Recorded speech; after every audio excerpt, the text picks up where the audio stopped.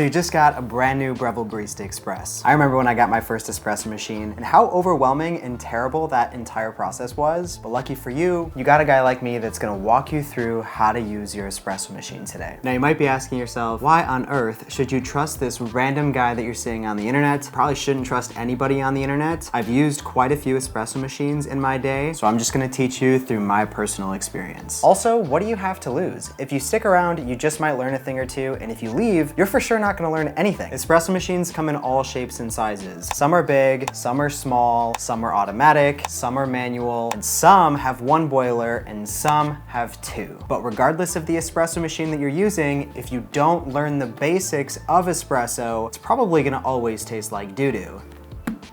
And nobody likes espresso that tastes like doo-doo. So today's lesson is going to go over dose, grind size, ratio, and time. Starting with dose. So your dose is the amount of coffee that you put into your portafilter basket. This should be a constant variable dictated by the basket that you're using. Sometimes the basket will literally tell you how much coffee to use, like these ones. The Breville machine comes with two baskets, the single shot basket and the double shot basket. The double shot basket will hold about 18 grams of coffee, and the single shot basket will hold about 10 grams of coffee. If you're watching this and you're here because you just got an espresso machine and you want to recreate your favorite cafe drinks, you're just gonna use the double shot basket most of the time. These are double walled baskets meant for pre-ground coffee that come with your Breville machine. But honestly, we don't use these because we should be grinding our own coffee. Here are some things you should know about dose. Underdosing results in messy and soupy espresso pucks, while overdosing results in channeling and uneven water flow. Dose should remain a constant variable when you're dialing in your espresso beans. So if you have a Breville machine, use 18 grams with the double shot basket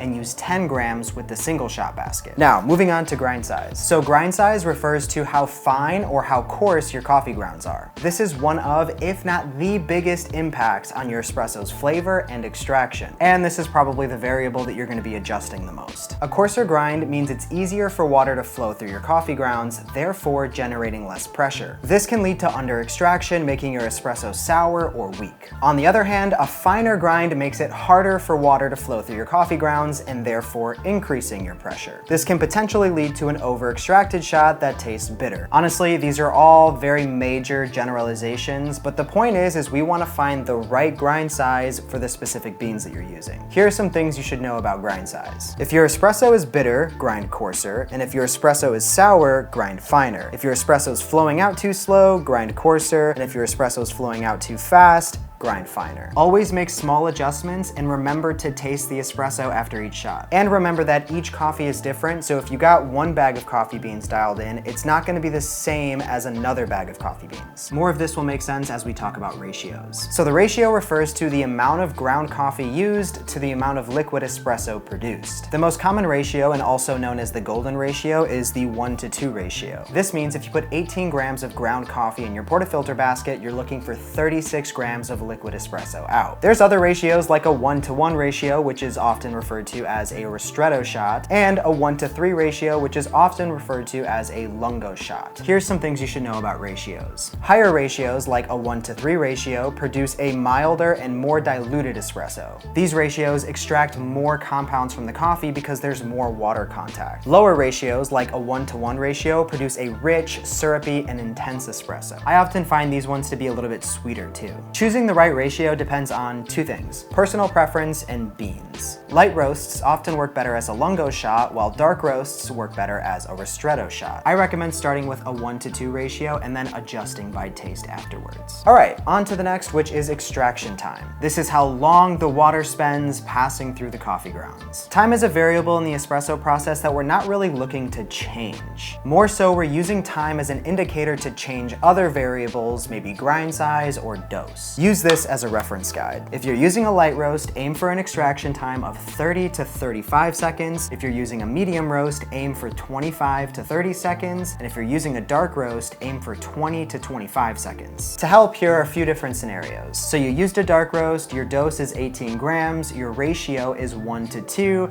your grind size is at an 8, and you've got 36 grams of espresso out in 10 seconds. That tells us our espresso's flowing way too fast, and we need to adjust one of the variables to slow it down. So we'll keep the dose the same at 18 grams, the ratio the same at 1:2, but we're gonna adjust our grind size from an 8 to 6 and try it again. This time we got 36 grams of espresso out in 16 seconds. This is much better. For the next shot, we still kept the dose at 18 grams, the ratio at 1:2, but we adjusted our grind size again from 6 to 4. This time we got 36 grams out in 21 seconds, which falls right in our reference guide. From here, taste it, make small adjustments to whatever you feel is best for your palate.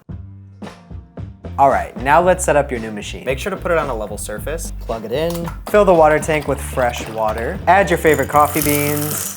While I'm on the topic of coffee beans, make sure to use fresh ones.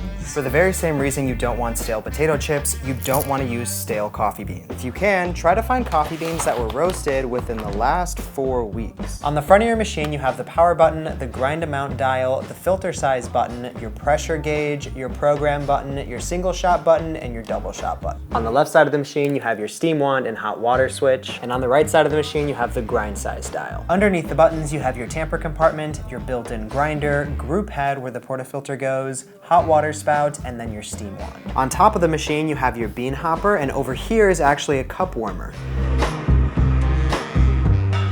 Start by turning on your machine and allow it 5 to 10 minutes to fully heat up. Turn on your scale, grab your portafilter, put on the dosing funnel, and then tear out the scale. We don't want the weight of the portafilter, just the ground coffee. When you put your portafilter into the grinder chute, you're gonna feel a button to activate the grinder. Just keep this fully compressed and periodically weigh the portafilter out until you get to 18 grams of coffee. Then tap the side of your pitcher to even out the grounds and use the built-in tamper to flatten the grounds. Don't worry about pressing too hard with this, focus on pressing down evenly. Then press the program button and the double shot button to start the extraction. Once you reach your desired ratio, press the double shot button again to stop the shot. Since you press the program button, the double shot button will automatically stop at the right time next time you do it. Espresso alone is great, but learning how to use a steam wand opens you up to so many different possibilities.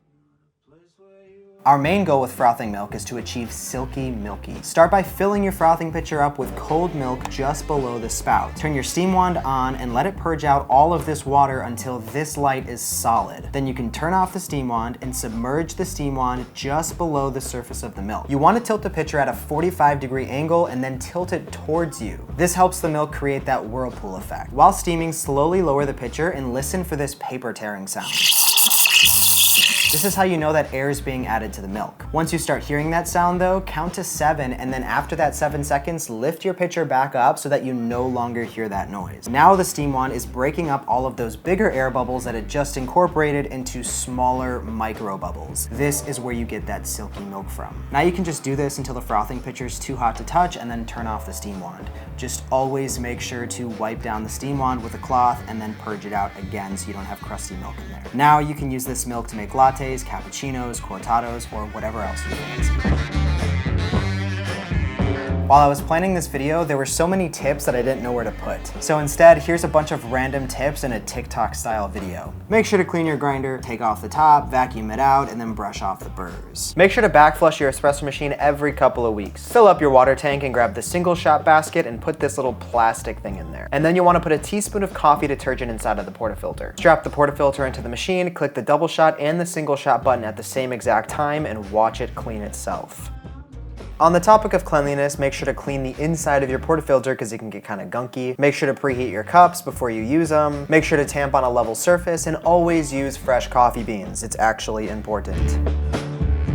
Now let's talk about accessories. And I know this is probably the last thing you want to hear given that you just spent $700 on a brand new espresso machine, but I think there are some things that are worth it. I'll put links to some recommendations for all of these things in the description. The first thing is a scale. This above everything else, to be honest. There's 3 things that you should look for in a good scale. Number 1 is precision. You want it to weigh to 1/10 of a gram. 2 is speed. You want it to be responsive. 3 is timer. You want it to have a built-in timer. I like smaller ones like this because they fit under espresso machines, and I think you can use them for most pour-over setups too. Puck prep tools. This can be a very deep rabbit hole, but I think there's only 3 things you need to consider. WDT tools. These break up clumps and help with even distribution. Spring-loaded tampers. This is a calibrated and leveled tamper that gives you a perfect tamp every single time. Puck screens. These sit on top of your espresso pucks and help with distribution and keep your machine clean. One thing that ruins an experience more than anything else is when you make espresso into a ginormous cup like this. It's just too big. It doesn't make any sense. You want a glass that fits the drink that you're making. So if you're making espresso, you want to drink it out of an espresso cup. If you're making a latte, drink it out of a cup that's designed for lattes. All of these cups are from my glassware brand, Fleur. All of the cups were designed from the ground up for coffee and espresso, and all of them were designed by me and my team. We're the only glassware brand to offer a 1-year, no questions asked warranty. If it ever breaks or chips, just let us know. We'll send you a replacement. So go get them. All right, I think that's it. Thank you guys for watching. I hope this helped.